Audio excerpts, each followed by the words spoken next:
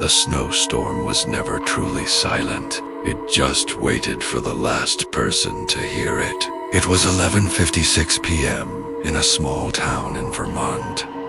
Jake trudged alone down the deserted street. Heavy snow piled on the sidewalks, muffling his footsteps. Streetlights flickered through thick, falling flakes, casting long, distorted shadows.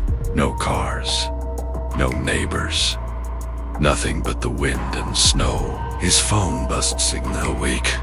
Barely one bar. The screen glowed dimly, then went black. Then he heard it. Crunch. Crunch. Footsteps in the snow. Slow.